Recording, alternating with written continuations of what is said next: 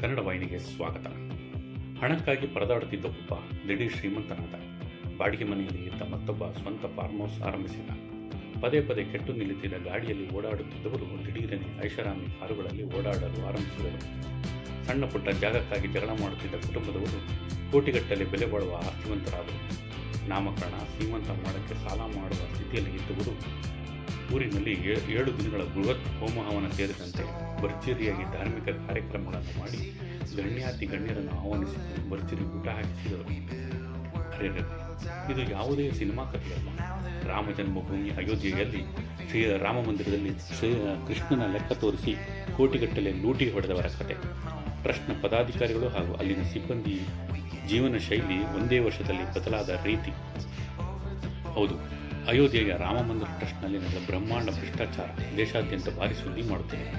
ಸಮಾಜವಾದಿ ಪಕ್ಷದ ಮುಖಂಡ ಅಖಿಲೇಶ್ ಯಾದವ್ ಸೇರಿದಂತೆ ಹಲವು ಮುಖಂಡರು ಅಯೋಧ್ಯೆಯ ರಾಮ ಮಂದಿರದಲ್ಲಿ ನಡೆಯುತ್ತಿರುವ ಕರ್ಮಕಾಂಡಗಳ ಬಗ್ಗೆ ಆರೋಪಿಸಿದಾಗ ಪ್ರತಿಪಕ್ಷಗಳಿಗೆ ಮಾಡಲು ಏನೂ ಕೆಲಸ ಇಲ್ಲ, ಅದಕ್ಕೆ ಸುಳ್ಳು ಆರೋಪ ಮಾಡುತ್ತಿವೆ ಎಂದು ತಿಪ್ಪೆ ಸಾರಿಸಲು ಯತ್ನಿಸಲಾಯಿತು.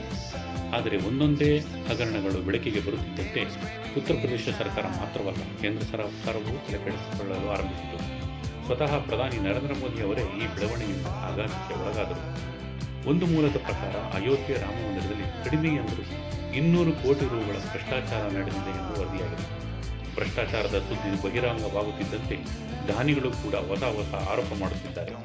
ನಾನು ಕೊಟ್ಟ ಚಿನ್ನದ ಆಭರಣಗಳ ರಸೀದಿ ಕೊಟ್ಟಿಲ್ಲ, ನಾನು ಕೊಟ್ಟ ಚಿನ್ನದ ಕಿರೀಟ, ನೆಕ್ಲೆಸ್ ಮುಂತಾದ ವಸ್ತುಗಳು ಎಲ್ಲಿವೆ ಎಂದು ತೋರಿಸುತ್ತಿಲ್ಲ, ದೇವರಿಗೆ ಯಾವಾಗ ಹಾಕಿದ್ದಾರೆ ಅಂತ ಗೊತ್ತಿಲ್ಲ. ಹೀಗೆ ದಿನಕ್ಕೊಂದು ದಾನಿಗಳು ಹೇಳಿಕೆಗಳನ್ನು ನೀಡಲು ಆರಂಭಿಸಿದ್ದಾರೆ.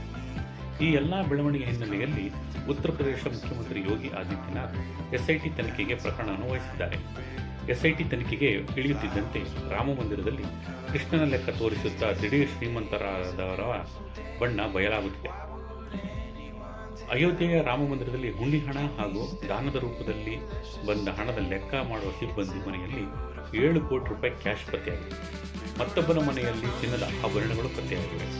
8 ಮಂದಿಯನ್ನು ಬಂಧಿಸಿ ವಿಚಾರಣೆ ನಡೆಸಿದಾಗ ಟೀನು ಎಂಬಾತನ ಮನೆಯಲ್ಲಿ ದೇವಸ್ಥಾನಕ್ಕೆ ಸೇರಿದ ಚಿನ್ನದ ಆಭರಣಗಳು, ನಗದು ಹಾಗೂ ದಾಖಲೆ ಪತ್ರಗಳು ಪತ್ತೆಯಾಗಿವೆ. ಇತರೆ 7 ಮಂದಿಯ ಮನೆಯಲ್ಲೂ ಇದೇ ರೀತಿ ಅಕ್ರಮ ಸಂಪತ್ತು ಪತ್ತೆಯಾಗಿದ್ದು, ಎಸ್ಐಟಿ ಪೊಲೀಸರು ಭ್ರಷ್ಟಾಚಾರದ ಪ್ರಮಾಣ ನೋಡಿ ದಂಗಾಗಿದ್ದಾರೆ. ಅನುಕಲ್ ಮಿಶ್ರಾ ಹಾಗೂ ಆತನ ಭಾವ ಲವಕುಶ ಮಿಶ್ರಾ ರಾಮ ಮಂದಿರದಲ್ಲಿ ದೇಣಿಗೆ ಹಣ ಎಣಿಸುವ ಕೆಲಸಕ್ಕೆ ಸೇರಿದ್ದರು. ಇಬ್ಬರ ನಡುವೆ ಸಣ್ಣ ಜಾಗದ ವಿಷಯಕ್ಕೆ ಮನಸ್ತಾಪ ಇದ್ದರೂ ಆನೇಕಲ್ ಮಿಶ್ರಾ ಸೋದರಳಿಯ ಲವಕುಶ ಮಿಶ್ರಾ ಅವರನ್ನು ದೇವಸ್ಥಾನದ ಕೆಲಸಕ್ಕೆ ಸೇರಿಸಿದರು. ಬಡತನದಿಂದ ಬಳಲುತ್ತಿದ್ದ 2 ಕುಟುಂಬಗಳ ಜೀವನ ಶೈಲಿ ಒಂದೇ ವರ್ಷದಲ್ಲಿ ಬದಲಾಯಿತು. ಪದೇ ಆಸ್ತಿ ವಿಷಯಕ್ಕೆ ಜಗಳವಾಡುತ್ತಿದ್ದರೂ ಒಂದಾಗಿದ್ದರು. ಬಾಡಿಗೆ ಮನೆಯಲ್ಲಿದ್ದ ಲವಕುಶ 1 ಲಕ್ಷ ರೂಪಾಯಿ ಕೊಟ್ಟು ಬೈಕ್ ಖರೀದಿಸಿದ. ಮನೆಗೆ ಹೊಸ ವಸ್ತುಗಳು ಬರಲು ಆರಂಭಿಸಿದವು. ಅನುಕುಲ್ ಇತ್ತೀಚೆಗೆ ಗ್ರಾಮದ ಹೊರವಲಯದಲ್ಲಿ ಫಾರ್ಮ್ ಹೌಸ್ ಒಂದನ್ನು ನಿರ್ಮಿಸಿದ್ದಾನೆ. ಕಳೆದ ವರ್ಷ ಅಯೋಧ್ಯೆಯಲ್ಲಿ 65 ಲಕ್ಷ ರೂಪಾಯಿ ಮನೆ ಖರೀದಿಸಿದ್ದಾನೆ. ಈಗಾಗಲೇ ಒಂದು ವಾಹನವಿದ್ದರೂ ಮತ್ತೊಂದು ಸ್ಕಾರ್ಪಿಯೋ SUV ಬುಕ್ ಮಾಡಲು ಮುಂದಾಗಿದ್ದ ಎಂದು ವಿಚಾರಣೆ ವೇಳೆ ಬೆಳಕಿಗೆ ಬಂದಿದೆ. ಭ್ರಷ್ಟಾಚಾರ ನಡೆದೇ ಇಲ್ಲ ಎಂದು ವಾದಿಸುತ್ತಿದ್ದ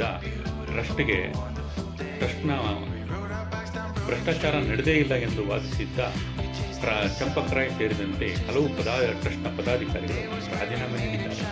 ಸುಪ್ರೀಂ ಕೋರ್ಟ್ ಕೂಡ ಈ ಭ್ರಷ್ಟಾಚಾರದ ಪ್ರಕರಣದ ತನಿಖೆಗೆ ಮುಂದಾಗಿದ್ದು ಶೀಘ್ರದಲ್ಲೇ ವಿಚಾರಣೆ ಆರಂಭಿಸುವುದಾಗಿ ಘೋಷಿಸಿದೆ. ಅಯೋಧ್ಯೆ ಪರ ವಕೀಲರು ನ್ಯಾಯಾಲಯದಲ್ಲಿ ಆರೋಪಿಗಳ ಪರ ವಕಾಲತ್ತು ವಹಿಸಲು ನಿರಾಕರಿಸುವ ಸಾಧ್ಯತೆ ಇದೆ ಎಂದು ತಿಳಿದುಬಂದಿದೆ. ಸೋಮವಾರ ನಡೆಯಲಿರುವ ಫೈಜಾಬಾದ್ ಬಾರ್ ಅಸೋಸಿಯೇಷನ್ನಲ್ಲಿ ಸಾಮಾನ್ಯ ಸಭೆಯಲ್ಲಿ ಸಾಮೂಹಿಕ ನಿರ್ಧಾರ ತೆಗೆದುಕೊಳ್ಳಬಹುದು ಎಂದು ವಕೀಲರು ಅಭಿಪ್ರಾಯಪಟ್ಟಿದ್ದಾರೆ. ಈ ಪ್ರಕರಣದಲ್ಲಿ ಕಾನೂನು ಪ್ರಾತಿನಿಧ್ಯವನ್ನು ನಿರಾಕರಿಸಬೇಕೇ ಅಥವಾ ಬೇಡವೇ ಎಂಬುದನ್ನು ಸದಸ್ಯರು ಸರ್ವಾನುಮತದಿಂದ ನಿರ್ಧರಿಸುವ ಸಾಧ್ಯತೆ ಇದೆ ಎಂದು ಸಂಘದ ಅಧ್ಯಕ್ಷ ಕಾಳಿಕಾ ಮಿಶ್ರಾ ತಿಳಿಸಿದ್ದಾರೆ. 2005ರಲ್ಲಿ ಅಯೋಧ್ಯೆಯ ರಾಮ ಮಂದಿರಕ್ಕೆ ಸಂಬಂಧಿಸಿದ ಭಯೋತ್ಪಾದಕ ದಾಳಿಯಲ್ಲಿ ಆರೋಪಿಗಳಾಗಿದ್ದ ವ್ಯಕ್ತಿಗಳನ್ನು ಪ್ರತಿನಿಧಿಸಲು ಉತ್ತರ ಪ್ರದೇಶ ವಕೀಲರು ನಿರಾಕರಿಸಿದಾಗ ಇದೇ ರೀತಿಯ ನಿಲುವನ್ನು ತೆಗೆದುಕೊಳ್ಳಲಾಗಿತ್ತು. ಅಯೋಧ್ಯೆಯ ಶ್ರೀರಾಮ ಜನ್ಮಭೂಮಿ ದೇವಸ್ಥಾನಕ್ಕೆ ಬಂದ ದೇಣಿಗೆಗಳ ನಿರ್ವಹಣೆಯಲ್ಲಿನ ಅಕ್ರಮಗಳ ಬಗ್ಗೆ ತನಿಖೆ ನಡೆಸುವಂತೆ ಕೋರಿ ಸಲ್ಲಿಸಿದ ಅರ್ಜಿಯನ್ನು ಸುಪ್ರೀಂ ಕೋರ್ಟ್ ಮುಂದೆ ವಿಚಾರಣೆ ನಡೆಸಲಿದೆ.